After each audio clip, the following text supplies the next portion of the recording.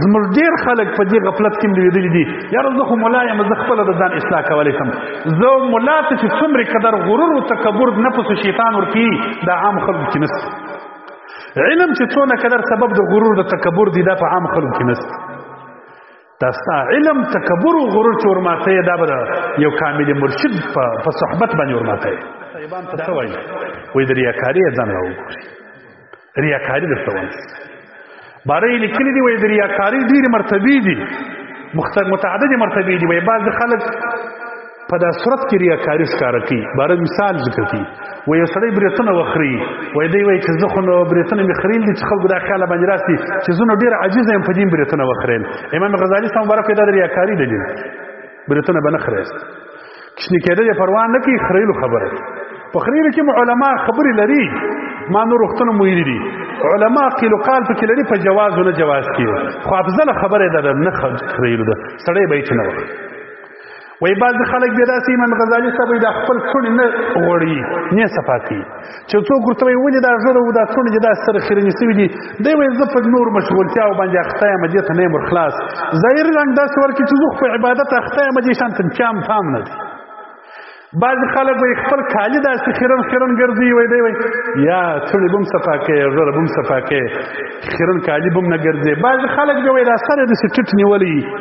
امام احمد بن حنبل رحمه الله هغه مبارک به یوازې وایي سر بیا داسې ټیټ نیولی و چې خلک به ناسته بیا سر ټیټ نه نیوي بیا لوړ نیوي. ورډون دا ریاکاري ده چې د خلکو په مخ کې ټیټ کړم، خلکو ته ځان ښکاره کوم چې زه خو داسې عاجزه یم چې روان یم هم داسې عاجزه یم. عاجزي د زړه شی زړه کې عاجزي ښکاره که زړه د ریا پاک ریاکاري به نه کوي. خلاصه دا چې قاریانو صاحبانو ته مې خبره وکړله چې قرأت د الله تعالی یو عظیم نعمت دی، لیکن د ریاکاري یې به ځان ګوري. دلته چې قرأتونه وایست اول خپل د نفس سره مناظره وکړي. امام غزالي رحمه الله د نفس مناظره هم لیکلې ده، خورا اوږده ده، زه یې اوس نشم درته بیانولی. د نفس سره مناظره وکوئ. هغه مبارک فرمایي وایي د یو سړي در پټو لاندې مار و لړم پروت دی، د بله مچان شړي په بله اخته یي. ځان ته دې فکر نشته ستا در پټو لاندې مار دی لړم دی هغه دې خوري، دا خپل لړم مار مړ که بل مه شوره ووایي. ځان اصلاح که ځان ته متوجه په دغه ځای کې وایي د نفس په باب کې وایي نفس ډېر څه شی دی، خو د ډېرو خلکو خپل نفسونه خراب دي، بل ته متوجه دي په پلانکي کې دا دي په پلانکي کې دا دي. وایي د دې پر ځای چې د معتزلو سره مناظره کوي وایي د نفس سره مناظره وکړي. اول یې ما ته کتاب دی بیا ټولو ته کتاب دی، زه ګزم په مناظره وکړه، خو الله دې موږ ته دې توفیق راکړي چې اول د نفس سره مناظره وکړو. د نفس سره مناظره دا د نفس وایي وا ژوند یو عظیم نعمت دی چې الله ما ته راکړی دی. زه چې د هر سهار راکښېنې دا ژوند چې پیلې در ماښامه پورې ګوره د ژوند غوندې بل ثمره بل تجارت نشته چې شي ما ته راوستل. د دنیا هر انسان راواخله دا ټول دنیا روپۍ دې پیدا مصرف کړي، یوه ګنټه ژوند په پیدا کوئ مړ سړی نیس پیدا کوي. ژوند در هر چا لوی نعمت دی. ښه الله چې دا دومره لوی نعمت درکړی دی ژوند، دا ژوند ستا د هلاکت سبب هم دی، ستا د خلاصون ذریعه هم ده. ابدي ژوند د قیامت لپاره دغه مزرعه ده. وایي اوس نو نفس ته ووایه چې نن ورځ به زه د خپل تجارت د خپله عظیمه سرمایه پر چیش باید مصرف کړم. دا ځای د ستا د خبرو سره وکړه. ګرده ورځ ډول دا ژوند هره دقیقه تېرېږي، دا اوس چې موږ تېر راغلي 4 دقیقې تېرې سوي دي، د دې هرې دقیقې حساب الله تعالی در سره کېدی پر چیش مصرف کړي. دغه د نفس مقابله وکړه، د ریا، د حسد، د بغض، د عناد، د درواغو، د بخل، د کبر، د لویي، د دغه شانو د شرک کفر د دې شانو څخه ځان خلاص کړه. الله جل جلاله دې موږ تاسو اصلاح کړي. د دې لپاره ګوري د هر شي لپاره خپله مدرسه شته. قرآن پاک خپله په کور کې قرأت نشي زده کولی، مدرسې ته به راځي. احادیث په کور کې نشي زده کولی، مدرسې ته ملا ته به راځي. دا قاعده داسې جوړه ده د نفس د اصلاح مدرسه خانقاه ده. که غواړې چې زه خپل نفس اصلاح کړم، د کبر و، د لویي و، د ریاکاري و، د حسد و، د بغض و، د عناد و، د ناحقه درواغجن ګویي و، د دې شانو ځان خلاص کړم، د دې مدرسه کامل مرشد استاد او خانقاه مدرسه. دا د علم ظاهر په مدرسو کې نه زده کېږي چې خالص په علم ظاهر اخته وي.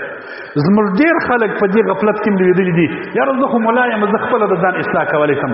زه ملا ته چې څومره قدر غرور و تکبر نفس و شیطان ورکوي دا عام خلکو کې نشته. علم چې څونه قدر سبب د غرور د تکبر دی دا په عام خلکو کې نشته. دا ستا علم تکبر او غرور چې ورماته دا به یو کامل مرشد په صحبت باندې ورماته داغه په صحبت کې چې کښېنې بیا به تاته معلومه شي چې زه مولا نه یم. امام شعراني رحمت الله تعالی علیه د علي الخواص رحمه الله شاګرد دی، مناقب یې داسې دي چې زموږ په خولو نه بیانېږي. څومره دی علم لکه امام شعراني مبارک سر چې رحمت الله تعالی علیه 200 کاله قریب مخکې تېر شوی او علي الخواص رحمه الله علي په بیا نه وویل دی مبارک وایي چې ورلم وایي ما په خوا دا فکر وو چې زه خو ملا یم نو زه چاته څه ضرورت لرم، خو چې د ده مورید شوم د ده په مجلس کې کښېنستلم اوس پوه شوم چې زه شین عام یم دی مولا دی. بیا یې پوره کتاب ولیکي د امام علي الخواص رحمه الله په مناقبو کې او د هغه خالي ملفوظات یې راجمع کړي دي الانوار القدسیه فی قواعد الصوفیه. داسې کتاب دی زه خو خلکو ته همیشه وایم چې باید چې په هره خانقاه او هر دربار او هر مدرسه کې درس شي در درس لانسي چې هغه څنګه مولا دی. ظاهرا خو هغه مولا نه ښکاره کړي د ده علم غرور ورته درلودي، بیا د استاد څه ورته ویله، بیا داسې عاجزه سو علم یې داسې حال ته ورسېدی ډېر تصنیفونه یې کړي دي مبارک. وایي بیا به زما استاد ما ته ویل چې د ملایانو په مجلس کې کښېنې یو څه خو وایې چې زه ملا یم ته خو ځان هم نه ښکاره کوې. بیا بیا نه ویل چې دا ځان بیا داسې واچوي چې زه په هېڅ نه پوهېږم. استاد ورته په دې خاطر یو څه ځان ښکاره کوه چې خلک یو پوښتنه درته وکړي ستا د علم ته نه په واخلي. دغه نیت کوه، دا نیت مه کوه چې زه خو ملا یم ځان ښکاره کوم.